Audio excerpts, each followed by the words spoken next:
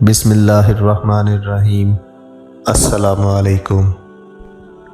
ایک دن نبی کریم صلی اللہ علیہ وآلہ وسلم سیر کرتے کرتے مدینہ منورہ سے باہر کسی چراگاہ میں تشریف لے گئے۔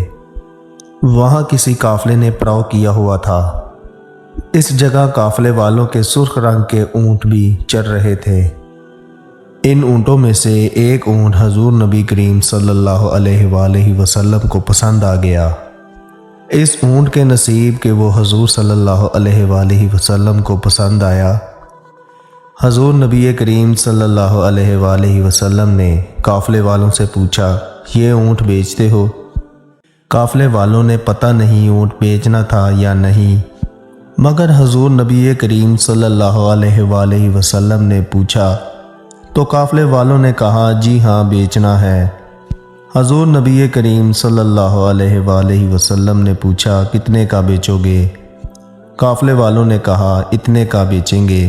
سودا طے ہونے لگا۔ حضور نبی کریم صلی اللہ علیہ وآلہ وسلم نے فرمایا ٹھیک ہے، میں اس اونٹ کو خریدتا ہوں۔ اونٹ کی قیمت تو طے ہو چکی ہے، بات یہ ہے کہ میں گھر سے اونٹ خریدنے کی نیت سے تو نہیں نکلا، میں تو سیر کرنے کے لیے نکلا تھا اور سیر کرتے کرتے یہاں آ پہنچا اور مجھے اونٹ پسند آ گیا۔ قیمت تو ساتھ لے کر نہیں نکلا، اس لیے ابھی اونٹ کی قیمت ادا کرنے کے لیے میرے پاس تو کچھ نہیں ہے۔ ہاں، میں واپس جا کر اس اونٹ کی قیمت آپ کو بھیج دوں گا۔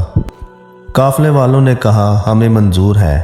قافلے والے کافی دیر حضور نبی کریم صلی اللہ علیہ وآلہ وسلم کو دیکھتے رہے۔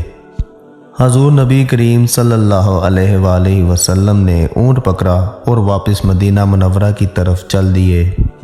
قافلے والے حضور نبی کریم صلی اللہ علیہ وآلہ وسلم کے چلنے کی رفتار کے حسن میں کھو گئے۔ جب حضور نبی کریم صلی اللہ علیہ وآلہ وسلم نظروں سے اوجھل ہوئے تو قافلے والے اپنے دلوں پر ہاتھ رکھ کر کھڑے ہو گئے۔ تھوڑی دیر بعد جب وہ سکتے کی حالت سے باہر آئے تو ایک دوسرے سے پوچھنے لگے یار یہ جو شخص ہم سے اونٹ لے کر چلا گیا، کوئی جانتا ہے اس کو؟ کسی نے اس شخص کا پتہ بھی پوچھا تھا، کہاں سے آیا اور وہ کہاں گیا؟ وہاں پر موجود افراد نے کہا نہیں، ہم میں سے کوئی نہیں جانتا۔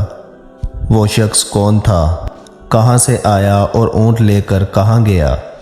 اونٹ کا مالک بولا یار عجیب بات ہے، ایک شخص نے یہاں اونٹ کو پسند کیا، اس کی قیمت طے کی اور یہ بتا کر کہ میں اس کی قیمت واپس جا کر بیچ دوں گا، اونٹ لے کر چلا گیا۔ ہم میں سے کسی کو اپنا پتہ بھی نہیں بتایا اور نہ اپنی کوئی چیز ہمارے پاس گروی رکھی، نہ ہی یہاں کسی کو اپنا ضامن رکھ کر گیا۔ جب یہ باتیں ہو رہی تھی تو قافلے والوں میں سے ایک شخص بولا یار وہ شخص جب بول رہا تھا تو اس کے منہ سے نور جھلکتا تھا، میں اس کے چہرے کی طرف ہی دیکھتا رہ گیا۔ پھر دوسرا شخص بھی بول اٹھا ہاں یار جب وہ شخص مسکرا کر بات کر رہا تھا تو میں اس کی مسکراہٹ کے انداز میں ہی کھو گیا۔ ایک اور شخص نے کہا میں تو اس شخص کی زلفوں کے پیچ و خم میں ہی کھو گیا، اور ایک کہنے لگا میں تو اس شخص کی آنکھوں میں ہی ڈوب کر رہ گیا۔ قافلے میں موجود ہر شخص کی زبان پر بس ایک ہی بات تھی، یار ہم تو اس شخص کے حسن میں اس طرح کھو گئے کہ کسی کو اس کا پتہ بھی پوچھنا یاد نہ رہا۔ اونٹ کے مالک نے کہا اب جو بھی ہوا سو ہوا، وہ شخص ہم سب کو اپنا حسن کا جادو دکھا کر ہمارا قیمتی اونٹ ہتھیا کر چلا گیا، اب وہ واپس نہیں آئے گا۔ جب اس شخص کی زبان سے یہ لفظ نکلا کہ وہ ہم سے ہمارا قیمتی اونٹ ہتھیا کر چلا گیا تو اب تک خاموش بیٹھی قافلے کے سردار کی بیوی نے اپنے خیمے کا پردہ سرکایا۔ جس شخص نے یہ کہا کہ وہ شخص ہم سے ہمارا قیمتی اونٹ ہتھیا کر لے گیا، قافلے کے سردار کی بیوی نے اس شخص کو مخاطب کرتے ہوئے کہا سنو، اگر وہ شخص تمہیں تمہارے قیمتی اونٹ کی قیمت دینے نہ آیا تو میں اس کی ضامن ہوں، میں تمہیں اس اونٹ کی قیمت ادا کروں گی۔ اونٹ کا مالک بولا اچھا تو آپ اس شخص کو جانتی ہیں؟ وہ عورت بولی واللہ جانتی تو میں بھی اس شخص کو نہیں ہوں۔ پھر قافلے سے کوئی بولا آپ جانتی نہیں تو اس کی ضمانت کیسے دے رہی ہیں؟ اس عورت نے کہا، جب آپ سب لوگ اس شخص سے اونٹ کا سودا طے کر رہے تھے تو اپنے خیمے کی اور سے میں نے اس شخص کا چہرہ دیکھا تھا، بس میں نے اس کی ضمانت اسی لیے دی کہ جس کا چہرہ اتنا حسین ہو وہ جھوٹ بول ہی نہیں سکتا۔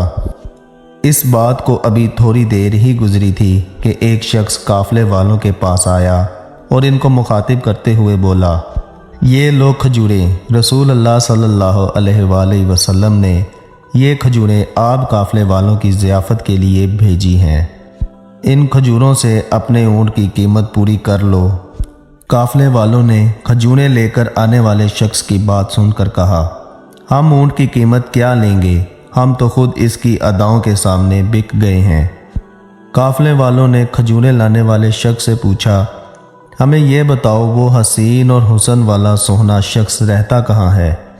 اس شخص نے کہا، وہ جو سامنے نخلستان نظر آ رہا ہے، وہ جو کھجوروں کے جھنڈ دکھائی دے رہے ہیں، وہی ڈیرہ ہے اس مدینے والے مدنی ماہی کا۔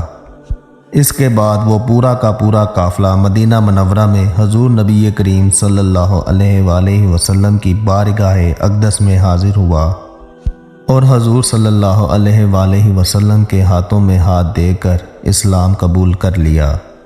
سبحان اللہ۔ اگر ویڈیو پسند آئے تو ویڈیو کو لائک کریں، ویڈیو کو شیئر کریں اور بیل آئیکن کے بٹن کو دبائیں تاکہ ہر آنے والی ویڈیو آپ تک پہنچ سکے، اور چینل کو ضرور سبسکرائب کریں۔ خدا حافظ۔